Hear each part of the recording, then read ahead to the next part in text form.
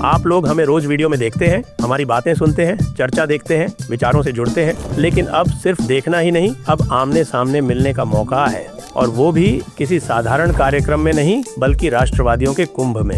The Jaipur dialogues लेकर आ रहा है कोंकण समिट, मुंबई 21 मार्च को। थीम है अनब्रेकिंग इंडिया। इस वैचारिक संगम में आपके साथ होंगे आदि अचिंत, अभिजीत चावड़ा, अभिषेक तिवारी, एक्स मुस्लिम साहिल, भाषा सुंबली, तहसीन पूनावाला, सुशील कुलकर्णी, प्रभाकर सूर्यवंशी, प्रतीक बोराडे और भी कई प्रतिष्ठित वक्ता। जहां विचार होंगे, संवाद होगा और अटूट भारत के भविष्य पर गंभीर मंथन होगा।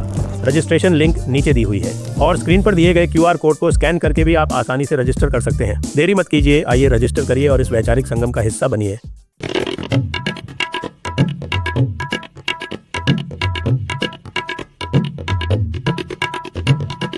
नमस्ते, आप सभी का स्वागत है। आज के इस कार्यक्रम में हमारे साथ जुड़ गए हैं धीरेन्द्र पुंडीर जी और करण वर्मा जी।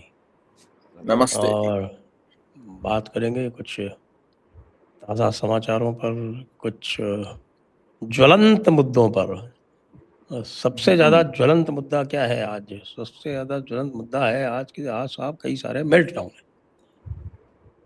और उस मेल्ट डाउन में एक UGC पे मेल्ट डाउन है, दूसरी तरह का मेल्ट डाउन हुआ, बल्कि रिवर्स मेल्ट डाउन हुआ आज का। वो कोई मुद्दा नहीं था, उसको मुद्दा बना दिया। फिर राहुल गांधी का मेल्ट डाउन है। राहुल गांधी ने अपना ही जो मोशन था उसमें ही अड़ंगा डाल दिया, उसको ही बाधित कर दिया। ये भी गजब का मेल्ट डाउन है, ऐसा मेल्ट डाउन नहीं देखा। फिर T20 पर मेल्ट डाउन है, दोनों तरफ है, भारत में भी है। हाँ हाँ, और बिल्कुल है। सरहद के पार तो होना ही था, वो भी है। और फिर धुरंधर का मेल्ट डाउन है। और आज के ये जो मेल्ट डाउन का कोर्स है, ये 4 भागों में है। उधर ममता दीदी का मेल्ट डाउन अलग चल रहा है। बाजार का भी मेल्ट डाउन है सर, बाजार का भी आज मेल्ट डाउन है, मार्केट्स का भी मेल्ट डाउन हो गया है। मार्केट का भी मेल्ट डाउन है। तो आज है, आज today is the melt down day. तो मेल्ट डाउन डे को कहाँ से आरंभ किया जाए? तो सबसे धीरेन्द्र जी से शुरू कर देते हैं। धीरेन्द्र जी, हम तो ये देख रहे थे कि साहब की ये UGC पे जो मेल्ट डाउन हुआ सरकार का कल जो है वो सरकार का मेल्ट डाउन हो गया कि साहब के जो मुद्दा कहीं भी नहीं था, उस मुद्दे को कैसे सुर्खियों में लाया जाए। ये मुझे लगता है भारतीय जनता पार्टी से ही सीखना चाहिए लोगों को। और वो जो कल चला पूरा तमाशा, उस पे जो है, जो जबरदस्त प्रतिक्रिया आई, किसकी? हमारे राहुल गांधी जी की। कोई समझदार नेता होता तो इसका फायदा उठाता, और उन्होंने तुरंत लिख दिया हिमाचल प्रदेश को कि यहाँ रोहित वेमुला एक्ट लागू किया जाए। और आज सवेरे जब पार्लियामेंट चली तो उन्होंने पार्लियामेंट को बाधित कर दिया, खुद का नो कॉन्फिडेंस मोशन उसको ही रोक दिया। तो साहब ये जो मेल्ट डाउन्स हैं, ये डबल मेल्ट डाउन, जो एक आपस में गठबंधन है, एक बीजेपी का मेल्ट डाउन और एक कांग्रेस का मेल्ट डाउन, तो आपस में एक दूसरे से कम्पीट कर रहे हैं, कॉम्पिटिशन कर रहे हैं। इनके बारे में आपके क्या विचार हैं धीरेन्द्र जी? सर नमस्कार, बाकी तमाम लोगों को भी करण जी बहुत बहुत नमस्कार। दरअसल मुझे एक चीज बहुत अच्छी लगती है कि जब राहुल गांधी में कोई कॉन्फिडेंस व्यक्त करता है तो राहुल गांधी तुरंत नो कॉन्फिडेंस ले आते हैं अपने ही खिलाफ, क्योंकि आज उनकी पार्टी के लोगों को उनके अपने ही जो कॉन्फिडेंस नॉन कॉन्फिडेंस मोशन में कॉन्फिडेंस व्यक्त करना था कि भाई हमने जो दिया वो हमारा, हम उस पर मुतमईन है, तो वो उसी के खिलाफ खड़े हो गए। उनको फिर सुबह जो वो कहते हैं शाम तक उनको याद नहीं रहता, और हो सकता है कि पिछली बार की ब्रीफिंग और वो आज की ब्रीफिंग में वो उलझ गए हों। कई दिन हो गए ना, तो कई दिन हो जाते हैं तो फिर पुरानी बातें उनको याद नहीं रहती हैं। इसीलिए आज वो बार बार जगदम्बिका पाल उनको समझा रहे हैं कि भाई वेणुगोपाल जी, ये आपने दिया है, ये मोशन आपका है। किरण रिजिजू सदन में खड़े होकर, और वैसे तो एक बहुत काबिल, मैं उनको देख रहा हूँ, बहुत अच्छे पार्लियामेंट्री मिनिस्टर, हालांकि वो जब होम मिनिस्टर स्टेट थे तब भी बहुत ही शानदार ऑफिस काम करते रहे, लेकिन आज वो खुद इतना ज्यादा इरिटेट हो गए, कह रहे कि आप कहना क्या चाहते हैं। आपने कहा बहस करो। हमारा एक जो लोकसभा स्पीकर है उसने पहली बार ऐसा किया कि जिस दिन स्वीकार किया उस दिन से वो सदन में नहीं है और हम बहस करने को तैयार हैं। आप बहस ही नहीं करना चाह रहे, क्योंकि राहुल गांधी को याद नहीं आ रहा था कि उनको लगा इस पर भी वो वॉकआउट कर सकते हैं। दरअसल उनको यही लगता है कि वो आइस पाइस धप्पा बचपन में बहुत खेलते थे, तो उनको फिर लगा कि मैं धप्पा लगाया, फिर वो लगा, तो वो अभी तक उनके दिमाग से आ नहीं रहा कि राजनीति में आइस पाइस धप्पा नहीं, उसमें कुछ अचीव करके वहां खड़ा भी होना पड़ता है। तो वो नहीं हो रहा था, वो उनका तो अपना एक दुनिया है। देखिए, राहुल गांधी शायद ये तय कर चुके हैं कि मेरा कौन वोटर नहीं होगा। वोटर कौन होगा ये उनको नहीं पता है, लेकिन उनका वोटर कौन नहीं होगा ये वो तय कर चुके, और उन्होंने इसमें पूरे इस देश के बहुसंख्यक समाज को रखते हुए उसके खिलाफ उनको लगता है कि जो भी कहेंगे वो कामयाब होगा। और आज पूरा दिन मतलब मैं हैरान था कि ये कौन आदमी इनको ब्रीफ कर रहा है। खुद सुबह मीटिंग भी हुई होगी, कल परसों से चल रही होगी, जो बिजनेस वो होता है सुबह मीटिंग होती है, उसमें भी डिस्कशन होता है कि भाई आप अपना मोशन लाएं, उस पर बात करेंगे, उस पर शुरू होगा। और जब एस जयशंकर बयान दे रहे थे तो जो वो पूछना चाह रहे थे वही एस जयशंकर बोल रहे थे।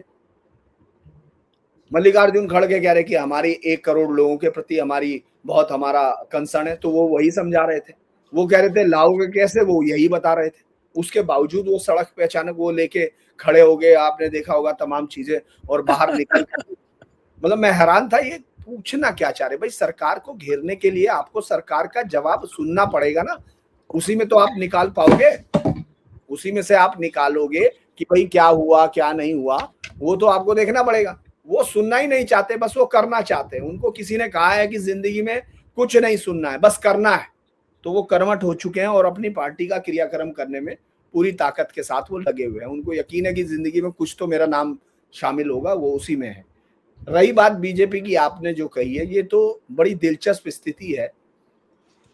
खासतौर से राहुल गांधी ने, जो मैं सोच रहा था कल या परसों, मैं जब होली के दिन मैं एक ऐसे दोस्त के पास था जो 3 पीढ़ियों से कांग्रेसी है मतलब अभी भी हम लोग मजाक किया करते थे कि जो बच्चा मतलब उनके यहाँ रोता नहीं है पैदा होने के बाद, जय कांग्रेस बोलता है, ऐसे मजाक किया करते हैं उनके साथ।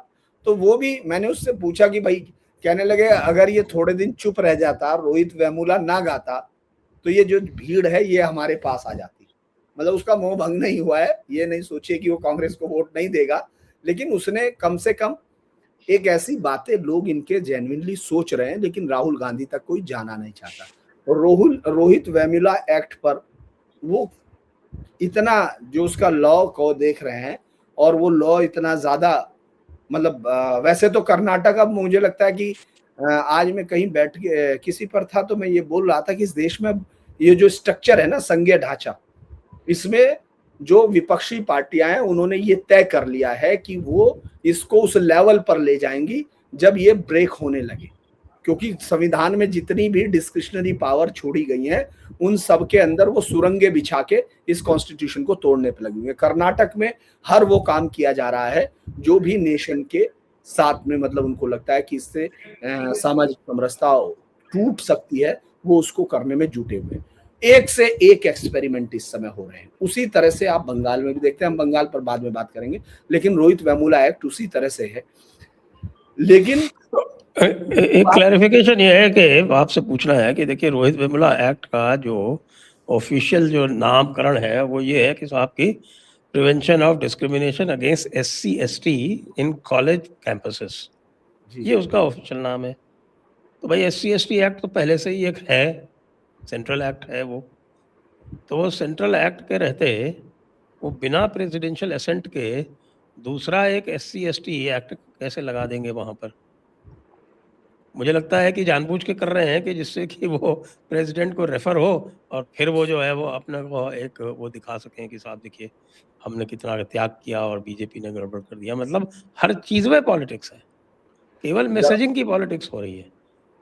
यही सिर्फ इसलिए चल रहा है क्योंकि इस मैसेजिंग में, मुझे वैसे तो आपने भी लॉ किया हुआ है इसलिए मैं कुछ कहूंगा तो पता नहीं आप उसको कैसे लेंगे, लेकिन इस देश की पॉलिटिक्स तो अब वही चला रहे हैं। आप सोचिए कि सबसे महंगा पेमेंट कल का वो उनका देखा आपने ना, अपने अभिषेक मनु सिंघवी साहब को, 3,000 करोड़ के करीब के, मतलब आप सोच के देखिए। तो इसीलिए ये जितने भी नियम कायदे कानून लाए जा रहे हैं, इन सबको वही पूछ के बता रहे हैं। आप ये सोचिए राज्यसभा में उनको पहुंचाया जा रहा है। करण कुछ कह रहे हैं? नहीं, मुझे अभिषेक मनु सिंघवी से याद आया सर, कल आप अभिषेक मनु सिंघवी जी के ही पीछे पड़ गए भाई। कल तो उन्होंने ट्वीट किया कि अभिषेक जो होते हैं वो ज्यादातर बड़े भोले और बड़े अच्छे होते हैं।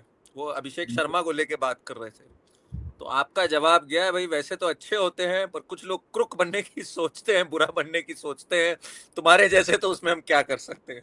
तो भाई अभिषेक मनु सिंघवी अच्छा भला अपनी बात की तारीफ कर रहे थे, अपने नाम की, आपने उनको चैन से 2 पल जीने नहीं दिया। आपने तुरंत ये किया, फिर ये ट्वीट होने लग गया, ये काफी रिट्वीट होने लग गया, काफी चर्चित कल हो गया आपका ट्वीट। तो भाई ऐसा खास आपको लगाव क्यों है अभिषेक मनु सिंघवी से, जरा ये मैं जानना चाह रहा था बीच में इनकी बात से। एक्चुअली क्या है कि साहब की अभिषेक मनु सिंघवी से हमारा लगाव तब से है जब से वो हाई कोर्ट में जजेस बनवा रहे थे, और अच्छा। उसकी जो कार्रवाई थी वो आ गई थी लाइव। तब से मेरा जो है वो अभिषेक मनु सिंघवी के प्रति जो एक क्या बोले उसको, आदर और श्रद्धा भाव तो नहीं कह सकते हैं उसको, क्या कहेंगे, अंग्रेजी में तो कहते हैं aw, I am in awe of him. मैंने कहा वही मैं क्लियर करूं। और दूसरी बात, अभी आप लोग जो बात कर रहे थे भाई रोहित वेमुला एक्ट की, मुझे तो आपने लोगों ने कानून की बात करी, कानूनी वे में भी doesn't make sense SC ST होते हुए। सबसे कमाल की बात तो ये है इस एक्ट का जो नाम है रोहित वेमुला, भाई वो खुद ही SC नहीं था, उनकी सरकार नहीं कह दिया। और तेलंगाना पुलिस अंडर कांग्रेस ने क्लोजर रिपोर्ट फाइल करी है। मतलब ये भी नहीं कि कोई भाजपा के तंत्र ने या उसने करी हो।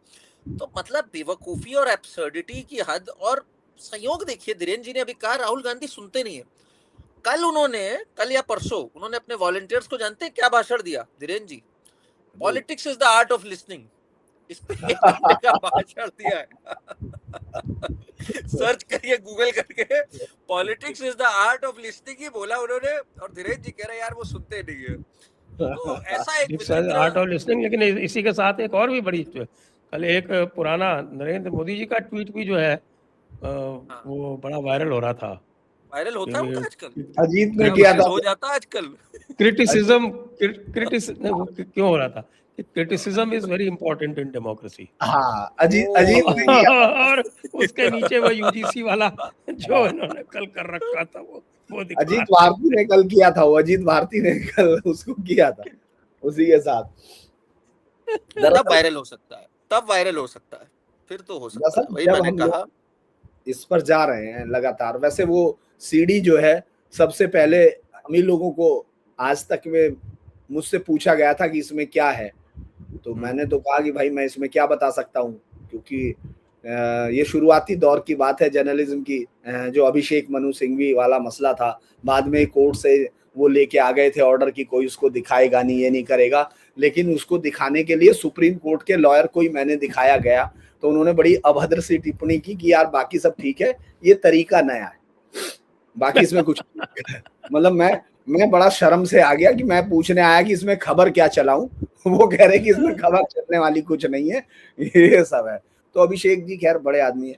अब हम आते हैं कि कल बीजेपी ने जो किया, बहुत सारे लोग पता नहीं क्या, दरअसल एक चीज तो समझ में आ गई है कि इस देश में अब जो हम लोग सुनते थे कि वोटर्स का, वो लोग ना सुनना चाहते, ना गिनना चाहते, ना दे, जो उनको आइडिया है वही वो सुनेंगे। जैसे मुझे लगा जब मैं YouTube में आया कि सही बात करनी चाहिए, फिर बाद में समझ में आया कि सही नहीं, वही बात करनी चाहिए जो सुनना चाहते हैं। वरना तो सही बात कोई सुनने को तैयार नहीं हो रहा है। आप बीजेपी से ये पूछ के देखें कि भाई अगर जिस वहां पर सारे वामपंथी कर सकते हैं, देश के तिरंगे जलाने के हमने देखे हैं, हम लोगों ने तो वो दौर देखा है जब वहां ये जो कश्मीर अटैक वाला अफजल गुरु, उसके समर्थन में लोगों ने वहां क्या क्या किया। हम लोगों ने एक एक आतंकी के समर्थन में वहां जुलूस देखे। उसी पर पहले सब कुछ जंतर मंतर पर ही होने लगता था, हमने तो सब देखा है। और अब ऐसे समय में अगर कोई एक सिस्टम जो आपके लोग, मैं तो नहीं कहता कि भाई, मैं एक बात तो मानता हूं और शुरू से मानता हूं कि ना कोई पत्रकार सरकार गिरा सकते हैं ना ला सकते हैं। तो वही बात मेरी यूट्यूबर्स के लिए भी होती है कि भाई वो है, हम लोग, हमारा आइडिया होता है, हम उस आइडिया को जेल करते हैं, लोगों को अच्छा लगता है तो सुनते हैं। लेकिन बहुत सारे लोगों को चाहे जो भी लगता हो, लेकिन अभिव्यक्ति की आवाज दबाने के लिए कोई आदमी उन्हीं लोगों को जो उनकी तरह से बोल रहे हैं, उनके कोज को सपोर्ट कर रहे हैं, इस तरह का उदाहरण पहले कांग्रेस दिया करती थी। पहले बहुत सब कांग्रेस में होता था, मैंने उनकी लीडर्स की बहुत एरोगेंस देखी। और ये दौर आपने देखा होगा, खासतौर से रीजनल पार्टी के लोगों का बहुत होता था, दरवाजे से भगा देना अपने ही समर्थकों को, क्योंकि उनको पता था ये कहीं जा नहीं सकते। मतलब मैं इसलिए कह रहा हूं क्योंकि मैंने बहुत बार देखा, मैंने कहा यार ये इसको कैसे भगा रहा है, चाहे वो मुलायम सिंह यादव रहे हों या तमाम अलग अलग जगह पर अजीत सिंह के यहाँ, या जो रीजनल पार्टी जातीय आधार पर जो लोग होते थे, वो अपने नेता की जो वो फटकार है, गुस्सा है, उसको भी उसकी स्टाइल मान लेते थे। तो मुझे लगता है कि बीजेपी उस दौर में दिख रही थी कि अब हम जो भी कहेंगे वो सही है। अरे भाई, आप अगर वहां सब लोग बोल सकते हैं तो कोई भी बोल सकता है, जाके बोले। उनके बोलने से आपकी ना सरकार गिर रही है ना चढ़ रही है, आपके पास तो कैरिस्मेटिक लीडर है, बिग ब्रदर भी हैं, तो कोई चिंता है नहीं। और आपके पास सेकंड लाइन में मैं मानता हूं कि इस देश के सबसे शानदार जो पॉलिटिकल आने वाला भविष्य है, उसमें योगी आदित्यनाथ भी हैं, देवेंद्र फडणवीस भी है और हेमंता भी है, काफी सारे लोग हैं। तो आपको किसी 1, 2, 10, 20 हजार लोगों के आके शोर मचाने से कुछ होता नहीं। तो इस इशू को देखिए, दो चीजें होती हैं। इस इशू को किसी नेशनल चैनल ने नहीं किया।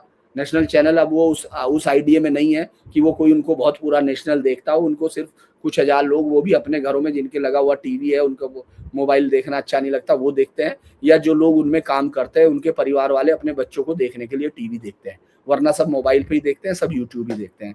क्योंकि मैं एडिटर हूँ इस पूरे 27 साल से, तो मुझे मालूम है कि यहाँ क्या क्या होता है। अब आप ये सोच के देखिए कि कल ना तो वो किसी चैनल पे थे, ना वो किसी और पे थे, और यूट्यूब पे भी बहुत ज्यादा वो नहीं थे, लेकिन आपने देखा ट्विटर पे क्रांति चल रही थी। आपने बिना बात के सूत न कपास जुलाए, आपस में लट्ठम लट्ठा वाली कहानी। अभी ये सुप्रीम कोर्ट को फैसला करना है, जो भी आपने जैसे भी किया उसको हम लोग छोड़ देते हैं, क्योंकि वो हम लोग कई बार डिस्कस कर चुके। तो मुझे लगता है कि कल बीजेपी की लीडरशिप ने अपने ऊपर एक और बिना बात के, जिसकी कोई जरूरत नहीं थी, कोई आदमी कुछ भी करके चला जाता है, हम लोग तो रोज देखते हैं। बल्कि करण अगर दिल्ली में रहते हैं तो कनॉट प्लेस के सामने अगर जाएंगे, आईसीआईसीआई बैंक के सामने ए ब्लॉक के, शाम को आप चले जाइए संजय जी, अद्भुत नजारा मिलता है। वहां कम से कम 100-150 यूट्यूबर्स हैं और वो वहीं खड़े रहते हैं, कैमरे वैमरे रह के, लाइटें वाइटें शाम को, है ना, है ना, आपको याद होगा। और ये जितने वीडियो आपको आ रहे हैं ना, जिसमें ये कहता है कि अच्छा वो साला बोला मैं ठोक दूंगा, ये कर दूंगा, वो सब वहीं आके देते हैं रोज। तो मीडिया की तो हालत अब यही है। तो वहां 150 के लोग बैठे रहते हैं और वहां जिनका जो मन करता है वो आके वहां, वो ताकि कल वायरल हो सके, तो जैसा जितना ज्यादा बुलवाया जा सकता है वो वहां बोलता है, रोज शाम को होता है। तो मुझे लग रहा कि वो एक दिन की बात ये भी हो जाने देते, वो भी उन्होंने नहीं हो जाने दी। तो ये मेल्टडाउन अगर आप उसको बीजेपी का इसको जोड़ रहे हैं, तो मुझे लगता है कि उनकी लीडरशिप बात भी नहीं करना चाहती, कोई संवाद भी नहीं करना चाहते, और संवाद को हो जाने दें ये भी नहीं कर रहे हैं। तो ये खराब साइन है, क्योंकि देखिए उन्हीं के इनमें से कोई भी ऐसा आदमी नहीं है जिसको ये कहा जाए कि वो जाके राहुल गांधी को प्रधानमंत्री बनाने के लिए बहुत ताकतवर किया हो। मैं तो वैसे नहीं मानता पॉलिटिकल पार्टी को बहुत ज्यादा, ये मानता हूं कि भाई जो भी अच्छा नेशनल का आइडिया है वो अपने आप ही राष्ट्रवादी ही होगा।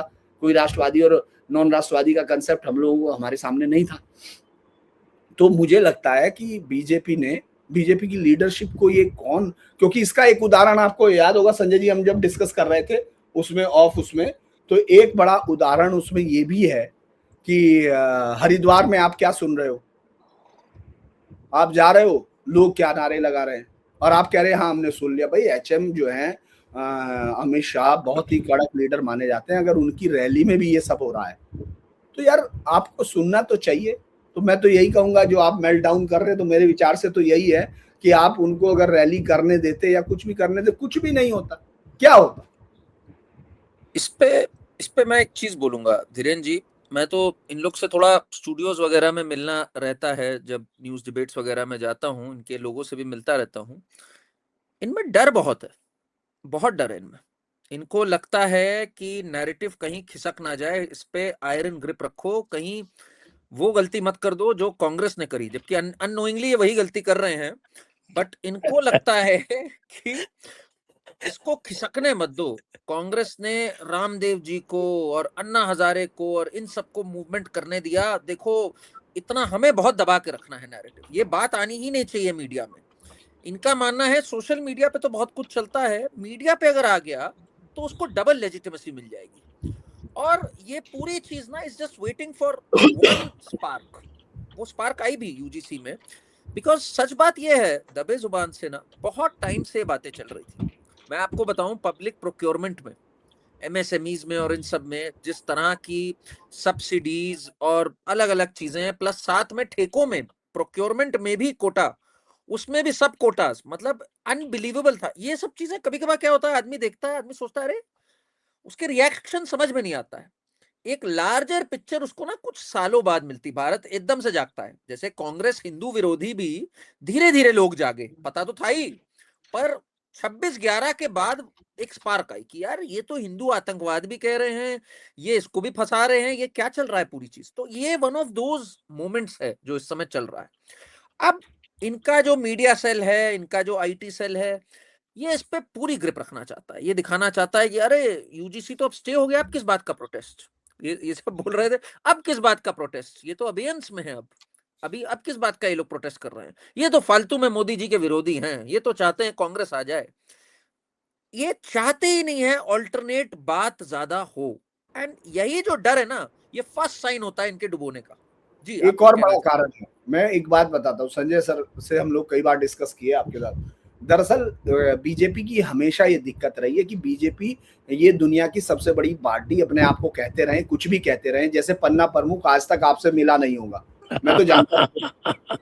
ये इनके पास इतने सारे शब्द जो ये लेके आए हैं ना, उठा उठा के जेब में भारी भरकम शब्द, इन लोगों को मालूम है, इसलिए डरते हैं क्योंकि ये पूरी पार्टी पर्सनल जो एक उनकी कल्ट थी, नरेंद्र मोदी, प्रधानमंत्री नरेंद्र मोदी की कल्ट से याद कीजिए, जनता एक ढूंढ रही थी, एक चेहरा मिला, तो ज्यादातर लोग वो भी जीत के आ गए जो कभी प्रधानी का चुनाव नहीं जीत सकते थे, वो सांसद हो गए। तो आज भी इनको डर यही लगता है, ये जीत के यूपी में तब आते हैं जब इनके पास योगी आदित्यनाथ हो या उससे पहले मोदी की कल्ट चल रही हो पूरे देश में। अब आप बंगाल में चुनाव, चलिए जब बंगाल का सवाल होगा तब बताएंगे, लेकिन ये बात आपको ये महसूस होगी, डर ये इसीलिए है, डर अपनी ताकत ना होने का है।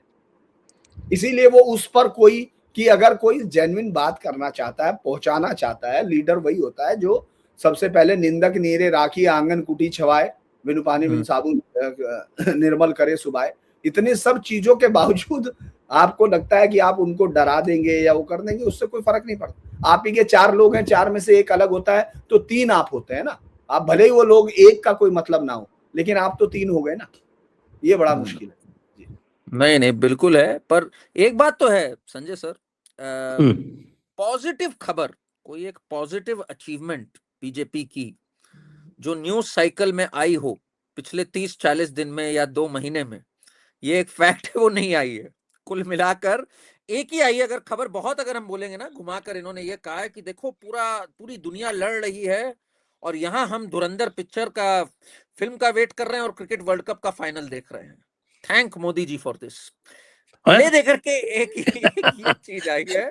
आपने एक चीज देखी, कल मैंने कमेंट किया था, एक कोई मोदी जी का ही कोई ट्वीट था और उसके नीचे कमेंट्स की भरमार थी, यानी कि नंबर ऑफ रीपोस्ट्स और नंबर ऑफ कमेंट्स वो लगभग बराबर थे। कमेंट्स ऑलमोस्ट समझिए 90% थे रीपोस्ट थे उसके, विच इज वेरी अनयूजुअल। तो मैंने कमेंट्स देखना शुरू किया, इस तरह का कोई होता है तो फिर मेरी रुचि जागती है, वही देखेंगे।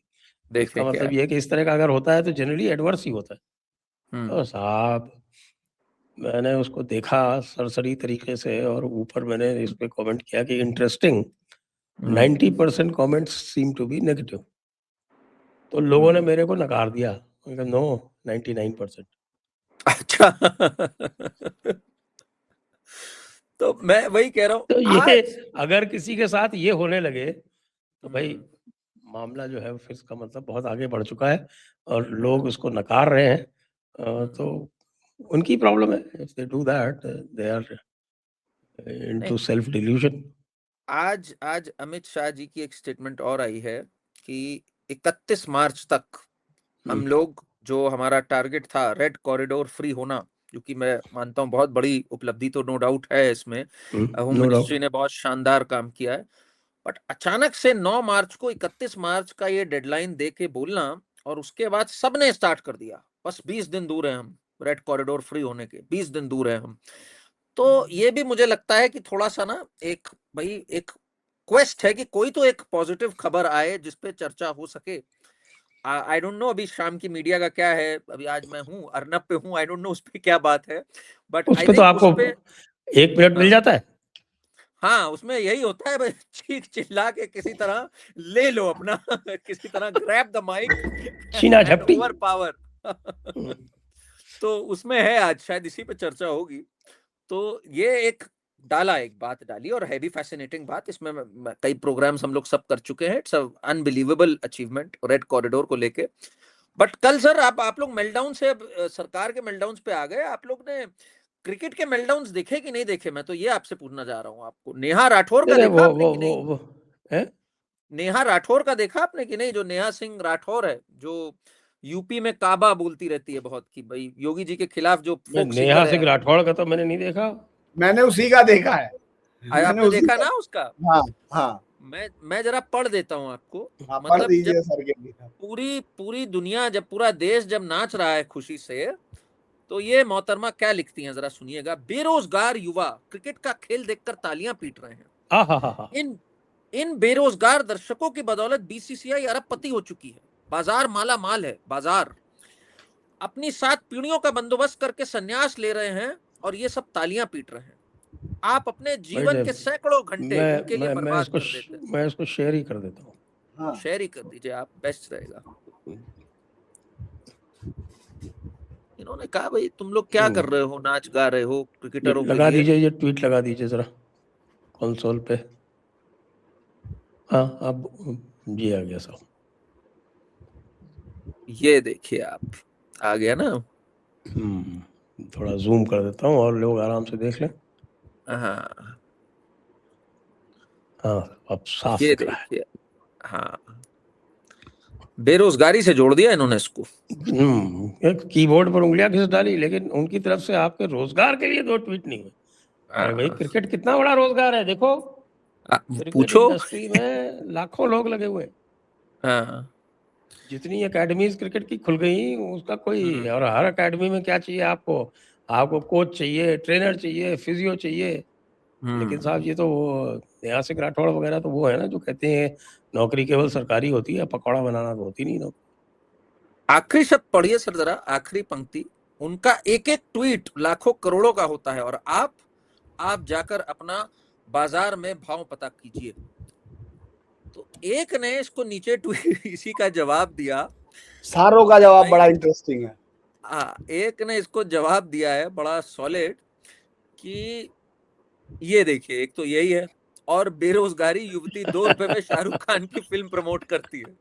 हाँ इसमें इसने किया खुद था। ही खुद ही ये पकड़ी गई कि जवान को प्रमोट कर रही है ना? तो लोगों ने पूछा कि बहन तुमने कितने लिए थे इसके? तो इसका मेल्टडाउन बड़ा यूनिक था। क्या मानसिकता होगी सर, कि वर्ल्ड कप जीत रहे हो तुम, ना कांग्रेट्स लिख रहे हो ना कुछ लिख रहे हो, और ये ऐसे देखिए, टाइम पे ये तुम ये और लिख भी, रहे हो। ये भी और भी अच्छा है।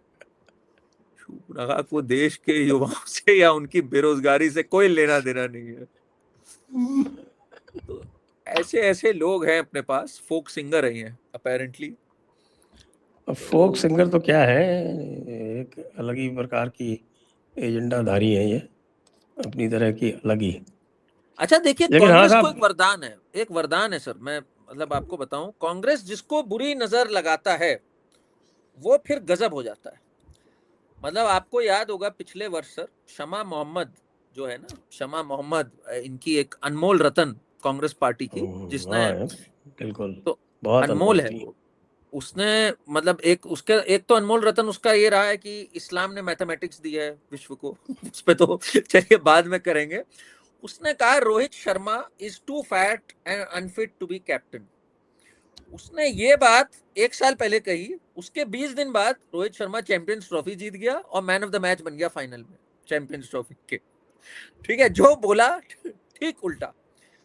अब राहुल गांधी ने बोला अरे नरेंद्र मोदी स्टेडियम जो है वो तो पनौती है और ये सरकार तो पनौती है।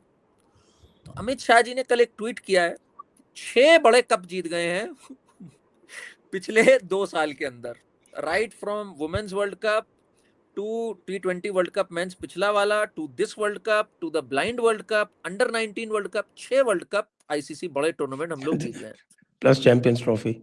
Plus champions trophy. मतलब कांग्रेस ने अगर एक चीज को बुरी नजर लगाया तो वो आपके लिए एक वरदान साबित होगा, आप पलने पुलने लग जाओगे। तो ये एक बड़ी कमाल की चीज। तो नहीं, मैं तो कांग्रेस दूसरा सवाल पूछता हूँ कि भाई अगर मान लीजिए, चलो आप कहते हो कि साहब की वो पनौती है, आप ही चले जाते हम्म, तो हमें पता चल जाता कि साहब कि आप तो पनौती नहीं है, आप तो शुभंकर है। ऐसा लग जाता कुछ, आप क्यों नहीं गए? क्योंकि आपको शायद राइट। शक था कि इंडिया जीत जाएगा और उसके बाद लोग बहुत प्रसन्न होंगे और उस हाँ, प्रसन्नता से आपको बड़ा क्लेश होगा। वैसे इंटरेस्टिंग बात है, जैसे कल अमित शाह दिख रहे थे स्क्रीन पे तो लोग चेयर वेयर कर रहे थे, वो भी अपना फिस्ट पंप वगैरह कर रहे थे। अगर राहुल गांधी दिख गया होता तो क्या होता? ये एक बड़ा इंटरेस्टिंग ऑब्जर्वेशन होती। अगर राहुल गांधी दिखे होते, या तो लोग हंसी के फुहारे मार रहे होते या ताली बजा रहे होते, क्या होता? ये एक बड़ा एक वाकई एक चीज होती। पहले तो जाते थे ये, जब अमन की आशा के तोते उड़ रहे थे तो जाते थे ये मुशर्रफ वाला मैच देखने 2004 वार में तो गए थे ये विद फैमिली मैच देखने। तब का राहुल गांधी अलग परसेप्शन था ना, तब इनका भेद खुला नहीं था कि ये चीज क्या है। तो उस जमाने में तो जाते थे ये। बट अब इधर तो गए हुए जमाना हो गया इनको। अब ये टाइक्वांडो के मैचेस देखने जाते हैं, सुनने में आया मुझे, जिसमें चोक, होल्ड, टैप वो जो इन्होंने पार्लियामेंट में बोला था ना, लोगों के समझ ही नहीं आए कौन सा होल्ड, टैप और ये है। उसके बाद इनके कांग्रेसी वॉलंटियर भी कपड़े उतार के चल दिए थे एआई समिट में उसके राइट आफ्टर दैट। तो राहुल गांधी की बातों का प्रभाव तो होता है सर, इनके वॉलंटियर्स पे भी कपड़े वपड़े उतार के पहुंच गए। फिर उनका काफी अभिनंदन भी हुआ वहां पे, इनको बेल्ट ट्रीटमेंट भी मिला जनता से। तो ये इनकी बातों का प्रभाव तो है, एक प्रभावशाली लीडर तो है ही राहुल गांधी, आप माने या ना माने, प्रभाव है उनकी बातों का भाई। जी, आप क्या कहेंगे धीरेन्द्र जी? क्या ये पूरी पॉलिटिक्स की ऐसी तैसी कर रखी है, क्रिकेट जैसे बूर्जुआ खेल को प्रमोट करके? हाँ, और इससे तो बहुत ही दिक्कत हो गई है। जब मैं बता रहा उत्तर प्रदेश की, अच्छा हमने तो कभी सुना भी नहीं था, हम तो जानते भी नहीं, क्योंकि वो काबा बोली और हमको लगा ये पता नहीं क्यों काबा याद कर रही है यहाँ, क्योंकि ऐसा होना तो नहीं चाहिए। लेकिन बाद में पता चला वो बाबा जी के बाद। देखिए, इतना बड़ा रोजगार दिया है बहुत सारे लोगों को पार्टियों ने। आप सोचिए कि अगर वो इस वर्ल्ड कप जैसे फैसले, मतलब वर्ल्ड कप पे कोई आदमी कैसे नहीं वो हो सकता है, मतलब कैसे कोई आदमी इस पे ट्वीट करने की हिम्मत जुटा सकता है जब तक कि उसके कोई फाइनेंशियल हित ना हो। मतलब ये सोचने की बात है ना कि आप पब्लिक जनता रात भर पटाखे चला रही हैं। अच्छी बात तो ये थी कि उसमें सूर्य कुमार यादव कप्तान थे। अगर सूर्य कुमार त्रिपाठी होते तो मतलब अगर वो ये लिख देती कि बताइए आप उस खेल पे हंस रहे हैं जिसमें पंडित जी ट्रॉफी लेके आ गए, बताइए। तो ये हो चुका है वैसे, ये हाँ हो हाँ, चुका है। पहले एक हुआ था ना। कार्यक्रम था, एक कार्यक्रम था सत्य हिंदी पे आया था एक कार्यक्रम, उसमें इन्होंने पूरी एनालिसिस करी थी हाँ कि जितने उन्होंने कप्तान रहे सत्य किया हैं था। वो अपर जात के रहे हैं। ठीक है हाँ, वो ना, सारा रोहित किया था। शर्मा, रोहित शर्मा रहे, फिर तेंदुलकर किस जात के, पूरी जात एनालिसिस वगैरह सब कर रखी थी इन्होंने। जब राहुल गांधी पूछने लग गया था ना तुम किस जात के हो तुम, अभी फिर उसको बुखार चढ़ेगा वो वाला, पर पूरे इन्होंने एनालिसिस कर रखी थी। अच्छा, अभिषेक शर्मा, ओहो, राहुल द्रविड़। तो इस तरह से ये लोग पूरी जात की एनालिसिस अभी करनी है। दरअसल कोई भी एक बात तो प्रधानमंत्री मोदी को जो निकालने में लगी है, जो लोगों के अंदर से आप देखिएगा, एक बड़ी चीज तो इस दौरान हुई है कि सबसे बड़ी बात ये थी कि हम खुद से अपने आप को इतना हीन मानते थे, वैसे ही ये आइडिया ही था, सर करना वो करना, इसलिए नहीं कि कोई हम में कैपेसिटी कम थी, बस वो कभी बात ही नहीं होती थी उसमें। याद है ना कि कहते हैं कि जब उसने निकाल के वो शर्ट जो है वहाँ गांगुली लंदन, ने, हाँ गांगुली ने की, उससे सौरव पहले गांगुली ने हाँ लॉर्ड्स में। सौरव गांगुली ने, तो इन सब ने, देखिए जनता कुछ भी हो, एक खेल को तो खेल की तरह ले लो यार, वो भी नहीं लिया जा सकता। तो वो तो अब मुझे लगता है कि डिवीजन इतना गहरा है, और उसमें आप जिसको देखेंगे, मैं तो देखता हूँ, मैं तो बहुत सारी चीजें ये पब्लिक प्लेटफॉर्म पे देखता रहता हूँ कि भाई ये लोग आइडिया क्या रख रहे हैं। उनका एकमात्र आइडिया इस समय कास्ट बेस्ड पॉलिटिक्स को ऊपर करना है, चाहे वो किसी खेल से हो, क्योंकि 24 से उनको ये लगता है कि 24 में उन्होंने जो किया है उस सबको ये समन्वित टाइगर्स की फोर्स मानते हैं कि ये सब जो है इन्होंने सब ने मिलके, चाहे उसमें जितने यूट्यूबर हों, ध्रुव राठी टाइप हों, ध्रुव राठी को तो मुझे लगता है कई बार कि उसको ये घोषित ना कर दें कि वो अरस्तु के बाद सीधा अरस्तु है हिंदुस्तान का, उसके आइडिया को बहुत प्रमोट करने का मतलब कई बार मुझे लगता है, वैसे मैं कभी उसकी मेहनत बहुत होती होगी बेचारे की, मेरा कोई उससे नहीं है, लेकिन मैं एक बात बता रहा हूँ कि ये सब जो जातीय का आइडिया है वो जानबूझ के किया जा रहा, ये सब यूपी के लिए घेराबंदी है। ये जो नेहा सिंह राठौड़ है या उन सब के अगर आप ट्वीटों को गौर से देखेंगे और एनालिसिस करेंगे, वो सारे के सारे ये 27 के लिए लामबंदी की जा रही है। ये इनका 26 में इसमें कोई योगदान नहीं है।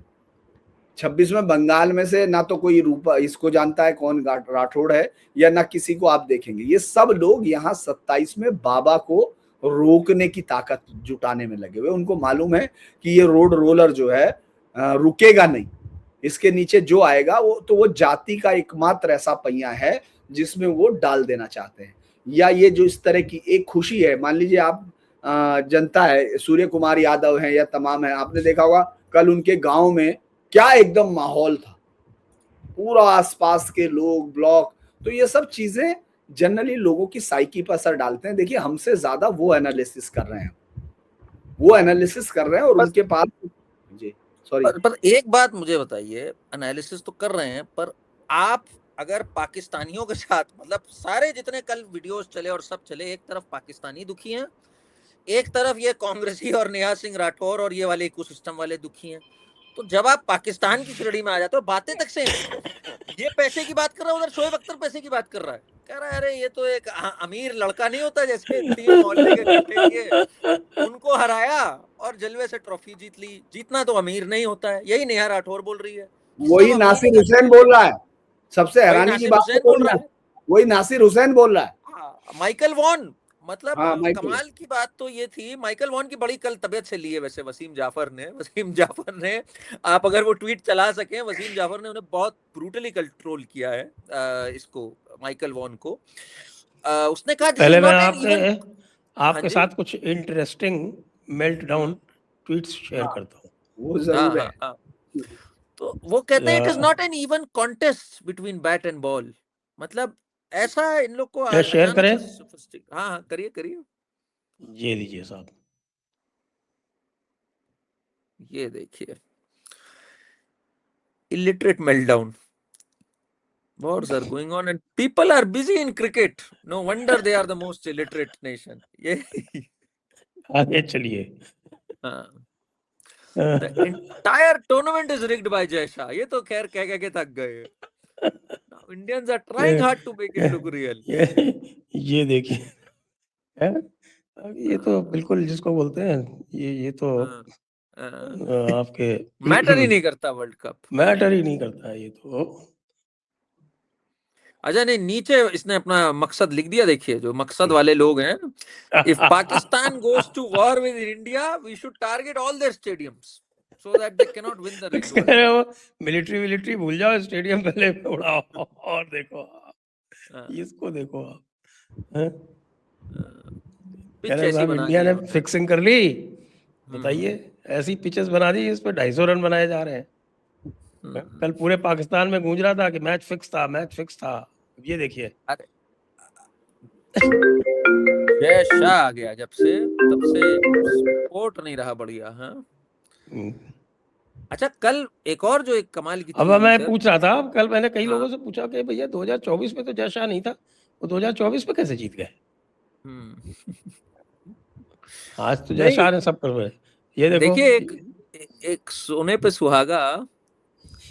हाँ, नहीं नहीं सर, एक सोने पे सुहागा जो चीज हुई, ये लोग सब जब ट्रॉफी जीतने के बाद हनुमान मंदिर गए, हाँ हाँ हाँ, अरे बाप रे बाप। वो हाँ देखकर उसमें आनंद बहुत, आ गया। हाँ बहुत उसमें बहुत बहुत। जबरदस्त लोग लिख रहे हैं और मैं हंस हाँ। रहा था। उन सब पे लिखने का मन था लेकिन मैं सोचता हूँ जाने दूं। अरे यार एक दिन तो तुम ये कहते हो कि सुप्रीम कोर्ट ने कहा वे ऑफ लाइफ है। अबे तो हाँ। बेवकूफ, ये मंदिर थोड़ी गए, तो वे ऑफ लाइफ को देखने गए हैं। हाँ। भाई सुप्रीम कोर्ट ने नहीं, कहा यार। अच्छा कमाल की बात ये है, जे जितने ये जरा पाकिस्तानी हैं। लाहौरी चूरन वाला पढ़ लीजिए, बोलिएगा मत इसको। हाँ, वो बोल नहीं पाएंगे। नहीं, ये लाहौरी चूरन से एक बात याद आई सर, आपको शायद याद हो, चैंपियंस ट्रॉफी के दौरान पाकिस्तानियों ने क्या कहा था कि भारत ने 12-15 पंडित, पंडित बोलते हैं वो, पंडित उतार दिए हैं, जो हाँ जो जादू टोना वो कर रहे वो हैं। वो चैंपियंस ट्रॉफी के टाइम की बात है। चैंपियंस ट्रॉफी की बात कर रहा हूँ। तो कल ये बोल रहे थे, कल कई जगह पर है ये, शायद आपको दिखे। तो ये कल बोल रहे थे, देखो ये लोग कहाँ गए हैं, गुप्त मंदिर गए हैं। तो इनसे पूछने वाला है, भाई तुम्हारा तो मानना है कि अल्लाह है सब कुछ, ये सब तो कुछ होता ही नहीं है, तो फिर ये काम कैसे कर रहा है? अगर ये काम कर रहा है बाई और लॉजिक, तब तो भाई ये तो फिर तो सच्चे भगवान या सच्चे कौन है? फिर तुम कहां से हो सच? फिर एक तरफ तुम कहते हो अरे ये बुत परस्त हैं, ये हैं, एक तरफ कह रहे हो यार ये तो कमाल काम कर रहा है, ये लोग इसी वजह से जीत रहे हैं। देख लो, एक कोई कह उनमें रहा है से। बोर, क्या आपने हाँ। क्रिकेट बोरिंग कर दिया? फिर ये कह रहे हैं कि हाँ। साहब कि अब क्रिकेट तो अब बेकार हो गया, अब no no we move from cricket. ये डिप्रेस हो गए भाई साहब। हम्म। हाँ, और ये क्या worst final ever in the history of world cup. क्या बात है। इनको और तो 99 वर्ल्ड कप फाइनल याद दिलाई है, जब 125 ऑल आउट हो गई थी पाकिस्तान ऑस्ट्रेलिया के अगेंस्ट। वो था worst world cup, one sided world cup final. और ये देखिए पाकिस्तान की क्या कह रहे हालत थे सर, आप। पाकिस्तान की हालत सर बड़ी राहुल गांधी जैसी है, अगर आप देखें तो, है ना? तो ये साहब, ये आपका ये हो गया, ये हाँ। Melt down. नहीं, वो एक धुरंधर का मेल्टडाउन। मेल्ट डाउन हो रहा है साहब, ये क्या हो रहा है? अरे वो तो बहुत बढ़िया था। आपको कैसा लगा? वैसे तो मुझे तो बहुत कमाल का लगा ट्रेलर पर्सनली। और नहीं, मुझे जो उसकी जो ट्रेलर तो ट्रेलर तो था ही बढ़िया, शानदार। पंच खासतौर से वो लाइन जब जो है। पाकिस्तानी जो वो उसमें बोलता है ना, पता चलता है कि साहब की इसकी पिटाई होगी अब आगे चल के। जब वो हाँ बोलता है हाँ कि हिंदू बहुत डरपोक कौम है। हाँ। तो इसमें जब दिखाते हैं ना, रणवीर घुसता है उस इलाके में तो इसमें एक आजकल चल रहे memes, peak detailing by Aditya Dhar. तो उसमें जब वो घुसता है रणवीर सिंह, तो वहां दिखाते खूब टायर पड़े हैं। तो नीचे वाला लिखता है, भाई पंचर वालों के अड्डे में घुसोगे तो it's only natural, set designer ने क्या डिटेलिंग करी है, टायर ही टायर है वहां पर, क्योंकि सब पंचर वाले हैं वहां पे। हाँ। तो उसने कोई कसर नहीं छोड़ी उसमें। एंड ये जो एक लाइन है सर उसमें, हौसला ईंधन बदला, जिसको रिपीट पे बोला है, कल वो भी चल रहा था, बहुत स्टेडियम में भी चल रहा था कि भाई हौसला ईंधन बदला, संजू सैमसन के हौसले की बात करी, ईंधन की बात करी, जो इन लोग का पूरा फायर पावर थे, और बदला, न्यूजीलैंड से अलग अलग बदले निकाले उन्होंने, 19 वर्ल्ड कप के सेमीफाइनल में ये हुआ था, तब ये हुआ था। तो ये बहुत कल इफेक्ट दिखा हमें इस पूरी चीज का। धुरंधर एक लैंग्वेज बन गई है, जैसे पहले ना एक गलत एक सेइंग होती थी, जो जीता वही सिकंदर, जो कि गलत था, Sikandar was a negative connotation. अब आना चाहिए जो जीता वही धुरंधर। जो I feel that is the next जो शब्दावली होनी चाहिए। कल धुरंधर का बहुत रेफरेंस था हिंदी कमेंट्री वगैरह में भी, बहुत आ रहा था उससे रिलेटेड। एंड अभी तो मेल्टडाउन होना बाकी है, अभी तो ट्रेलर पे लोगों ने बोलना स्टार्ट कर दिया ये प्रोपेगेंडा है, वायलेंस बहुत दिखाई है ट्रेलर के अंदर। अभी 2-3 लोगों का ये आ चुका है ऑलरेडी। आई थिंक ये जो धुरंधर का पूरा कंप्लीट आएगा 18 को, अभी तो कांग्रेस को टारगेट ही नहीं किया इन्होंने। अभी तो ये प्लेन हाईजैकिंग और इसको लेकर के थे प्राइमरी। अभी भी जो दिखाया है इसमें, हिंदू एक बुजदिल वो है जो ये बोलता है इनका, वो हाईजैकर बोलता है, because we did not act. जब अमृतसर में प्लेन रुका था, कंफर्टेबल ये जी जी, अमृतसर में जब प्लेन रुका and we could not act at that time, और इस पे वो एएस दुल्लत जो लिखते हैं, वी वर क्लूलेस, क्या करना था उस टाइम पे हमें। अभी तो उस कॉन्टेक्स्ट, अभी तो 26 वैसे बाय 11 द के वे बाद आपने एएस दुल्लत का नाम ले लिया, AS Dulat was always clueless, always clueless. Yes yes, आज भी क्लूलेस हैं वो। जब even today reporter is clueless, जो उनका रिपोर्टर उनके घर पहुंचा था, मुझे तो वो बढ़िया लगा। पूरी जिंदगी में दुल्लत का वो काम बड़ा है जो उस रिपोर्टर से झगड़ा हो रहा था। जीतेश है हमारे जयपुर के। अच्छा, मुझे मालूम, लेकिन मैं हैरान हुआ कि चलो दुल्लत ने जिंदगी में कहीं तो कुछ बता दिया। वरना वो बेचारा दुर्रानी और पता नहीं किस किस को ढूंढ के किताबें लिखता रहा। उसने ये लगा किताब लिखी थी ना, हाँ मैं वही बोलने जा रहा था, किताब लिखी थी विद आईएसआई। हाँ, आईएसआई चीफ के साथ।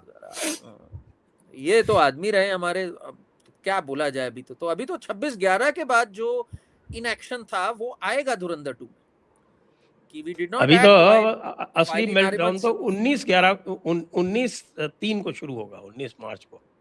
हाँ 19 मार्च को। अभी तो रियल मेल्टडाउन तो इस बाकी। तो बाजार का भी मेल्टडाउन हुआ सर। मेल्टडाउन्स की अगर हम बात कर रहे हैं, ये तेल की जो कीमतें बढ़ी हैं एक दिन में 22%। वो तो भाई बाजार तो सबसे जल्दी इम्पैक्ट होता है इन चीज़ों से। हालांकि 2000 पॉइंट डाउन था, बाद में रिकवर कर गया, बाद में हल्का रिकवर किया, बट 1300 करीब में बंद हुआ, 2300-2400 गिरा था एकदम। हाँ ऑयल प्राइसेस एक दिन में, मतलब आज $115 प्रति बैरल पे पहुंच गया। 116 कुछ हो गया पिछले दिनों में, 60% बढ़ गया टोटल उसका। और 1992 के बाद ये रिकॉर्ड उसने 22 के बाद, और फिर 1992 के बाद इतना रिकॉर्ड, और ये 150 पे जाएगा अभी। एक मेल्टडाउन वैसे अभी वापस डाउन हुआ है क्योंकि हाँ, यूएस ने सारे G7 को कहा है कि साहब आप अपने रिजर्व्स जो है उनको डाउन कीजिए, अपने रिजर्व्स में से ऑयल निकालिए। तो अब इस वक्त 105 पे पहुंच गया। एक मेल्टडाउन वैसे डोनाल्ड ट्रम्प का भी चल रहा है सर। उसका तो खैर डेली होता है, इसलिए वो तो पागल आदमी है, उसका तो खैर क्या है, उसके लिए तो अलग से वो चाहिए। उसकी बात करने बैठ जाएंगे तो अगला 1 घंटा उसी में निकल जाएगा। हाँ नहीं, बट उसने आज जो बिल्कुल डिनाई कर दिया। उससे एक ने पूछा कि अरे ये जो एक स्कूल पे हमला हुआ ये किसने किया? कहता है ईरानियंस खुद ने कर दिया हमला, हमने हमारी मिसाइल नहीं हिट करी वहां, हमारा कुछ नहीं हिट किया, ईरानियंस ने खुद कर दिया। एंड यूके तो लूजर है, उसने यूके को तो लूजर कह दिया है कि अब हमें चाहिए ही नहीं इनकी मदद। They are losers, they are मदद भी नहीं चाहिए, और उसका जो है उनका बेड़े भी नहीं चाहिए दोनों।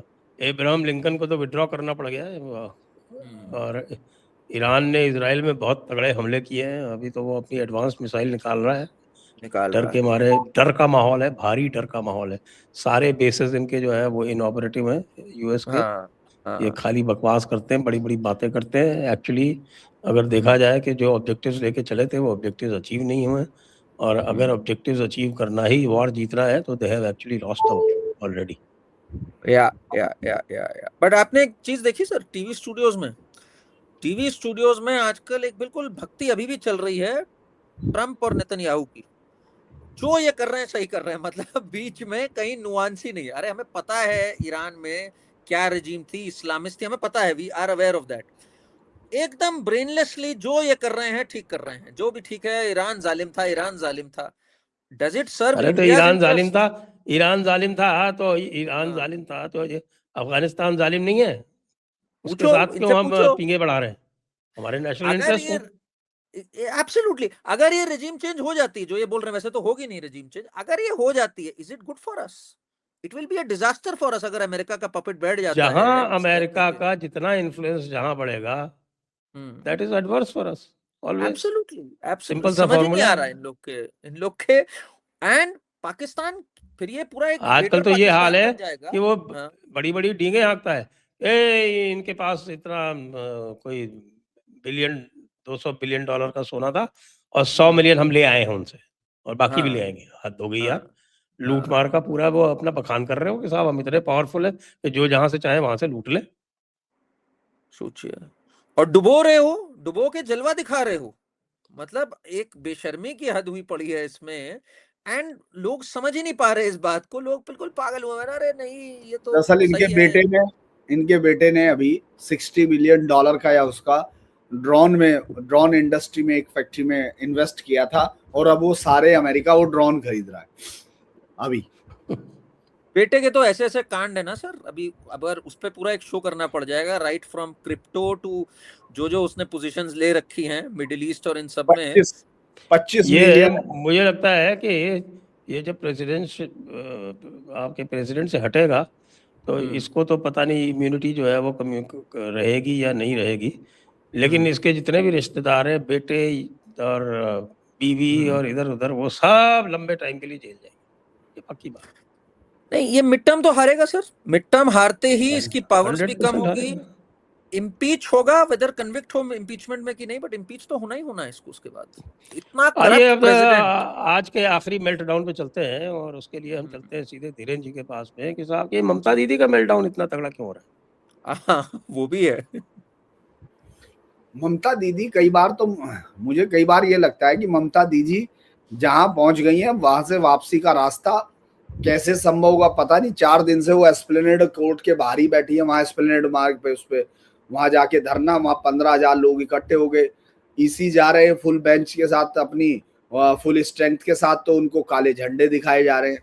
राष्ट्रपति जा रही हैं तो उनका प्रोग्राम डिस्टर्ब किया जा रहा, सफाई नहीं है ना कोई प्रॉपर, वहां उनको जो सुप्रीम कमांडर ऑफ आर्मी है, आप मतलब गजब तरीके से जा चुकी हैं। मुझे तो लगता है कि ये वो शब्द सही है या नहीं, जा चुकी हैं, ये समझ में ही नहीं आ रहा कि अभी भी 4 दिन से एक मुख्यमंत्री, और वो क्या बात कर रही है कि 60 लाख लोगों के नाम क्यों काट दिए।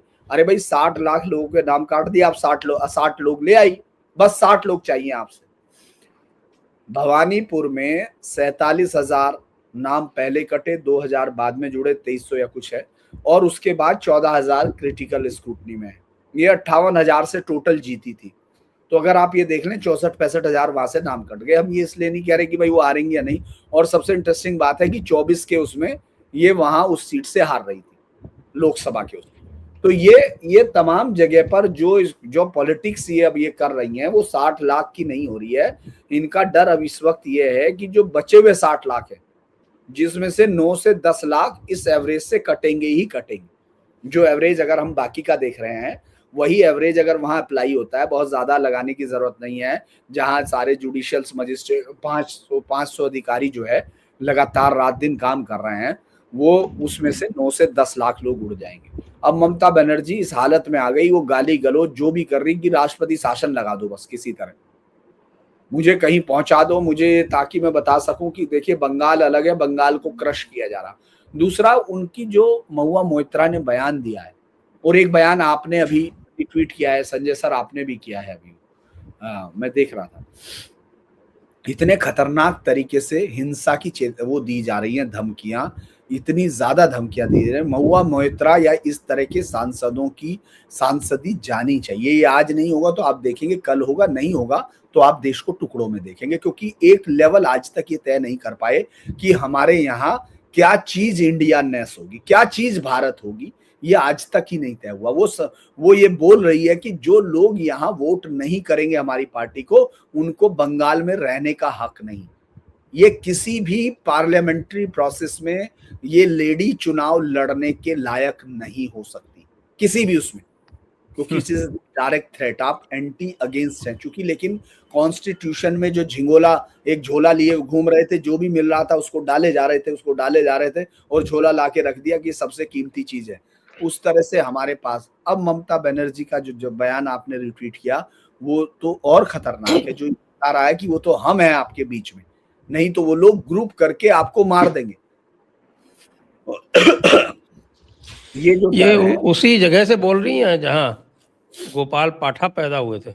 हाँ, अच्छा, उसको भूल गई कि गोपाल पाठा ने क्या किया था। जब यही बातें तो जिन्ना ने की थी। जिन्ना ने 1946 की स्पीच और महुआ मोइत्रा की स्पीच लगभग एक जैसी होती जा रही। आप देखिए कि आप मतलब आपको विरोध का मतलब ये थोड़ा ही हो जाएगा। ये क्लैरिटी आपको आज नहीं तो कल लानी पड़ेगी। और ये सरकार, चूंकि इसमें एक बड़ा इंटरेस्टिंग चीज मुझे दिख रही है कि आप ये देखिए, लोग आगे हैं, सरकार के वोट आगे हैं, सरकार पीछे। वो लोग इस सब पर रोक लगाने के लिए आपको वोट दे रहे हैं। वो लोग ये सवाल नहीं कर रहे। देखिए, डेमोक्रेसी बचाए रखना बहुत जरूरी है, लेकिन जिनके दम पर डेमोक्रेसी है उनको बचाए रखना भी बहुत जरूरी है। पूरे बंगाल में सिर्फ एक ही ख्याल है कि ममता और मोदी एक है, पूरे बंगाल। और ये मैं किसका बात कर रहा हूं, मैं टीएमसी की बात नहीं कर रहा हूं, ये बीजेपी के वोटर की बात कर रहा हूं, बीजेपी के नेताओं की बात कर रहा हूं। एक ने तो मुझसे, चूंकि जब हो गया खाना वाना खा के हम लोग रात में ऐसे ही टहलने लगा मैं होटल के आसपास, तो उसने मुझसे कहा कि यार आप ईमानदारी से बताओ धीरेन्द्र जी, वाकई हमारी पार्टी इनको हराना चाहती है? आप अपने लीडर्स को नहीं बता। मैं बहुत ईमानदारी से कह रहा हूँ, मतलब मैं तो वही बोलता हूँ जो है। वो कह रहे कि साहब ये हराना चाहते हैं इनको क्या? तो मैंने कहा यार ऐसा क्यों नहीं होगा, कौन पार्टी चाहेगी भाई, श्यामा प्रसाद मुखर्जी की लैंड है, प्रधानमंत्री नरेंद्र मोदी की आंखों का सपना होगा, हर एक आदमी अपने सपने में जिंदा रहता है कि मैं उस जमीन पर जाके अपनी पार्टी का झंडा फहराऊं जहां से वो पार्टी के जनक है वो पैदा हुए हों।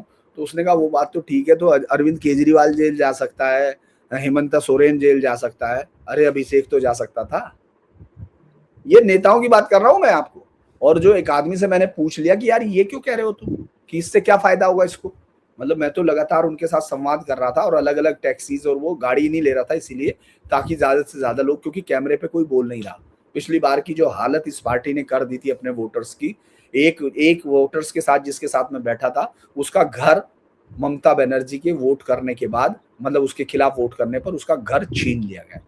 वो आज तक अपने घर में नहीं रहता, उसका उसके रिलेटिव का घर उससे गिरा दिया गया था जेसीबी से। 1500 घर गिरे थे जेसीबी से, लेकिन इसके बावजूद आप देखेंगे वो लोग वोट देने के लिए तैयार हैं। वो वोटर अभी भी है, बस उनका डर यही है, कह ले वो तो ठीक है वोट तो देंगे ही हम, हमें कोई दिक्कत नहीं। तो मैंने उससे पूछा यार तुम ऐसा क्यों कर रहे हो, ये बात तुम्हारे दिमाग में कैसे आ रही है? हालांकि ये बात मैं आपको बता दूं, क्योंकि मैं तो रिसर्च करते करते ढूंढा, ये बात शुरू की थी सीपीएम ने।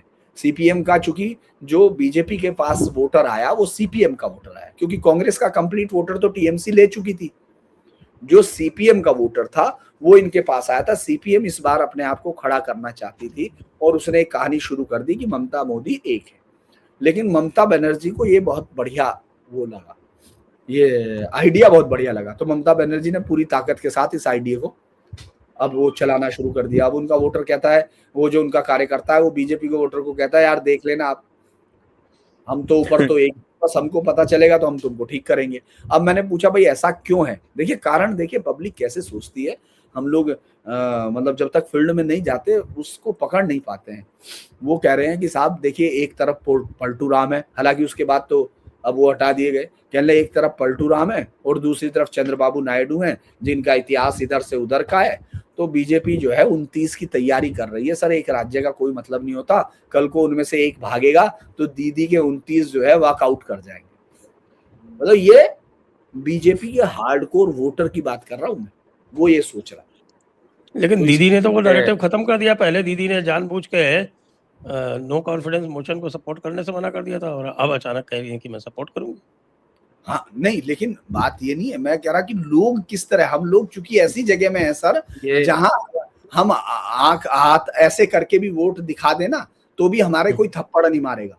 वहां सिर्फ भीड़ में आपको देखेंगे, आपने अभी तक इतने सारे वीडियोस देखे होंगे, सब लोग चैनल वाले कर रहे भी हैं, लेकिन आप देखेंगे एक में मिक्स भीड़ नहीं होती है, वहां मिक्स भीड़ नहीं मिलेगी आपको। जो मिलेगा एक चीज मैं कहूंगा धीरेन्द्र जी, आपको भी याद होगा, ये बीजेपी की ना हमेशा स्ट्रेटेजी होती है, जब वो हारने लग जाती है ना, जब उसे लगता है कि भाई यहाँ पर अब मुश्किल हो रही है दाल गलनी, तो वो जैसे लाहौरी चूरन की बात हुई थी ना, एक चूरन ये चलता है हमेशा कि अरे ये जानबूझ के बीजेपी हार रही है। ये भी एक मास्टर स्ट्रोक है पीछे। मुझे याद है जब केजरीवाल से हारी थी 15 में, तो कहा था अरे ये जानबूझ के हारी है, एक राज्य की कोई वैल्यू थोड़ी है, ये तो इसको खड़ा रहे ताकि बाकी वोट कटें और बाकी एक हमारे पास एक लीवर रहे, इसलिए है ये। फाइनली जब आते आते 25 में जब हालत थी ऐसी कि जीत सकते थे, तो ये धारणा हट गई। तो जहां बीजेपी को लगने लग जाए भाई अब हम जीत नहीं सकते, यहां पर अब मुश्किल हो रही है दाल गलनी, तो ये थ्योरी आगे बढ़ाओ कि अरे मोदी जी का मन ही नहीं था जीतने का, ये तो इच्छा ही नहीं थी हमारी जीतने की, हम तो चाहते ही थे ये खड़ी रहे, मोदी ममता एक है यही चलने दो। सच बात यह है कि यहां पर बड़ी कायरता से बीजेपी ने, और मैं ये बड़ा खुल के बोलता हूं हमेशा, बहुत ही कायरता से हैंडल किया बंगाल को ओवर द लास्ट 4 इयर्स। डंके की चोट पे, आप अभी बोल रहे थे महुआ मोइत्रा के बारे में, इसने कब संविधान और कब ये सब प्रोप्राइटरी फॉलो करी है भाई? इसके तो कारनामे ऐसे ऐसे, और मुर्शिदाबाद में जो वायलेंस हुई जिसमें इनका काउंसलर नेम हुआ, हाई कोर्ट, गवर्नर, एनएचआरसी, किसने नहीं इनकी क्लास लगाई? इनको कोई फर्क पड़ता है? जब ऐसी सरकार हो सेंटर में, ईडी वालों के साथ बदतमीजी, एनआईए वालों की पिटाई, बीएसएफ वालों के साथ बदतमीजी, तो she has been emboldened by जो lack of action from BJP. तो ये इनएक्शन है साफ तौर पे। आपने हथियार डाल दिए इनसे लड़ने में, ये अब मास्टर आप स्ट्रोक है। उसको जो ट्विस्ट, हाँ जो ट्विस्ट दो, मास्टर स्ट्रोक है अब, that is how it is. आपको क्या है? आप वहां तक सोच भी सकते हो, आपकी सोच वहां खत्म हो जाती है जहां से उनकी शुरू होती है। आपको क्या पता? सही बात है, महामानव महामानव थिंग्स है ये, इसलिए हम लोग तो भाई नहीं सोच सकते वहां तक।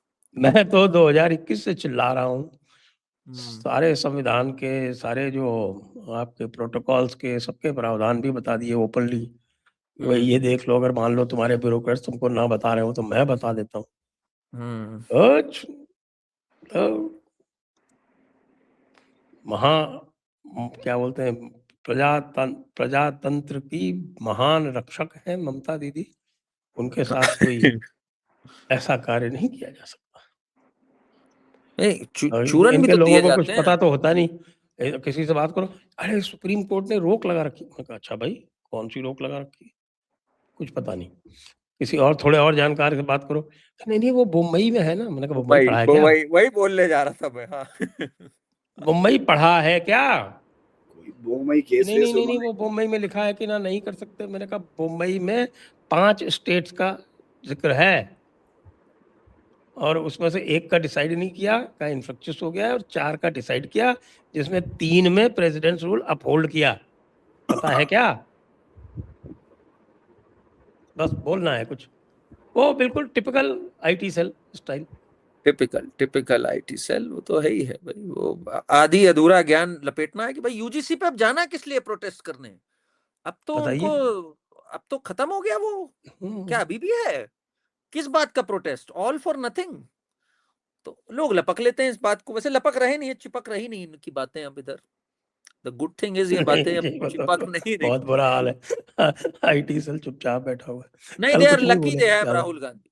दे are lucky they have Rahul Gandhi. Sir वही बात आ जाती है ना कि आप जितना भी परेशान हो जाओ यहाँ पे, निराश हो जाओ, फिर आप मुड़ करके देखते हो आपको राहुल गांधी दिख जाता है। वही वही तो जिससे हमने आरंभ किया था। तो तो वही है, राहुल गांधी है पूरी चीज का। राहुल जो गांधी मैं तो नायक द राहुल गांधी को सेवियर, मानता हूँ इस पूरी चीज का। The ultimate saviour. तो चलिए अब आज की चर्चा को अब यहीं पर विराम देते हैं। सभी दर्शकों को बहुत बहुत धन्यवाद। धीरेन्द्र जी को और करण जी को भी बहुत बहुत धन्यवाद। जय हिंद, जय भारत, वंदे मातरम।